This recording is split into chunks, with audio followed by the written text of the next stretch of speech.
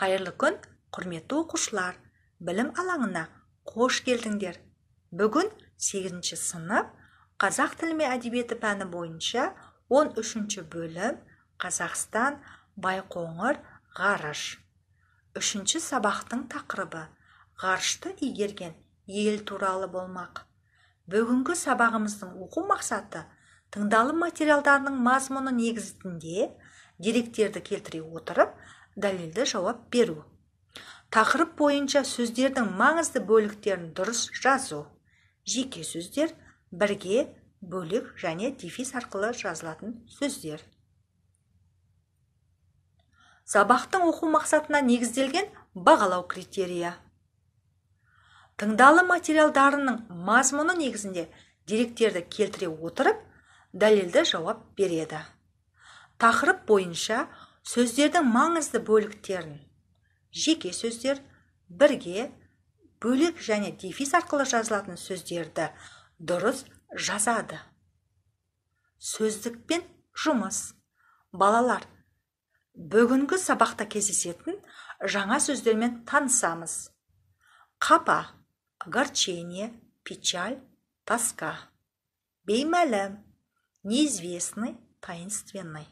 Өзгеріс, изменение, перемена. Жамырау, галдейт, шумейт. Миға шабуыл. Балалар, мына сұрақтарға жауап беріп көрейік. Ғарыш туралы не білесің? Байқоңыр ғарыш айлағы туралы не білесің? Қандай ғарышкерлерді білесің? Суреттегі ғарышкерлерді білесің бе? Балалар, ғарыш көрген 3 қазақ туралы қосымша ақпаратты мұқият тыңдайық. Ақпаратқа мән берейік. Тоқтар Әубәкіров Қазақтан шыққан тұңғыш ғарышкер, ұшқыш. Ол 1946 жылы 27 шілдеде Қарағанды облысы Қарқаралы ауданында дүниеге келген. Тоқтар Әубәкіров ғарышта 7 күн 22 сағат 13 минут болды. 1991 жылы 2 сәуірде Кеңес одағы ғарышкерлер даярлау орталығында ғарышқа ұшу дайындығына кірісіп, сол жылы 2 қазанда Байқоңырдан Союз ТМ-13 кемесімен ғарышқа ұшты. 1991 жылы 10 қазанда жерге оралды. Тоқтар Әубәкіров тек қана ғарышкер емес, сонымен қатар экспериментке қатысқан алғашқылардың бірі. Ол бірінші рет қазақ ғалымдарының тәжірибе барысында жасаған қазақ асханасының сублимацияланған тағамдарын қолданып көрді. Ол тағамдарға айран, ірімшік, ет жатады. Талғат Мұсабаев 1951 жылы 7 қаңтарда Алматы облысы Жамбыл ауданы Қарғалы кентінде дүниеге келген. Ол Қазақстанның 2 ғарышкері. Талғат Мұсабаев 341 күн 9 сағат 48 минут болады ғарышта. 1994 жылы ғарышқа бірінші рет ұшқанда Союз ТМ-19 126 күн ғарышта өткізген. 1998 жылы ғарышқа 2 рет ұшқанда Союз ТМ-27 208 күн ғарышта өткізген. Генистің үздік табыстар кітабында бір айдың ішінде 5 рет, не бары 30 сағат 8 минут ұзақтығымен ашық ғарышқа шыққаны жазылып алынған. 2001 жылы ғарышқа 3 рет ұшқанда Союз ТМ-32 8 күн ғарышта өткізген. Айдын Айымбетов 1972 жылы 27 шілдеде Алматы облысы Талдықорған қаласы Өтенай ауылында дүниеге келген. Айдын Айымбетов 9 күн 20 сағат 13 минут 51 секунд болған.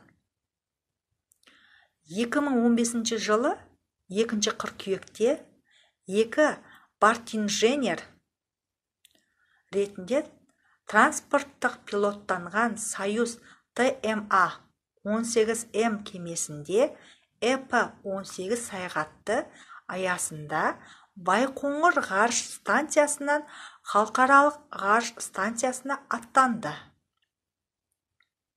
Айдын Айымбетов ғарышта 10 күн болып, маңызды зерттеулер жүргізген болатын. Халықаралық ғарыш станциясынан оралған Айымбетовті тұңғыш президентіміз Нұрсұлтан Әбішұлы Назарбаевтың өзі күтіп алды. Тапсырма. Балалар, суретте кімді көріп отырсыңдар? Иә, жарайсыңдар.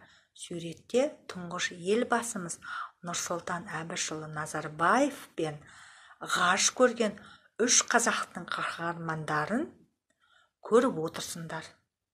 Балалар, бастапқыда тыңдалған ақпараттың мазмұны негізінде деректерді келтіре отырып, шағын әңгіме құрап жазыңдар. Жазған әңгімеде сөздердің маңызды бөліктерін, жеке сөздер, бірге, бөлек және дефис арқылы жазылатын сөздерді дұрыс қолданып, жазылуын ескеріп жазамыз. Тапсырманың дескрипторы. Тыңдалған материалдың мазмұны негізінде деректер келтіреді,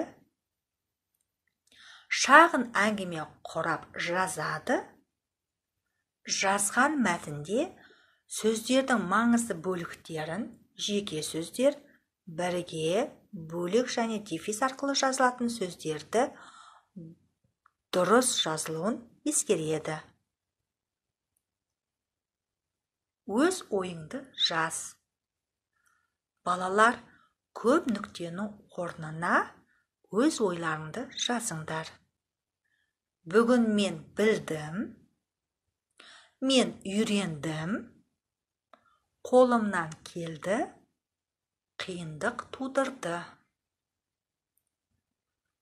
Балалар, бүгінгі сабақта ғарышты игерген ел тақырыбына арналған тапсырмаларды өз мұғалімдеріне жібересіңдер. Өз пән мұғалімдерің тапсырманың орындалуына қарай бағалайды. Назар аударғандарыңа үлкен рахмет.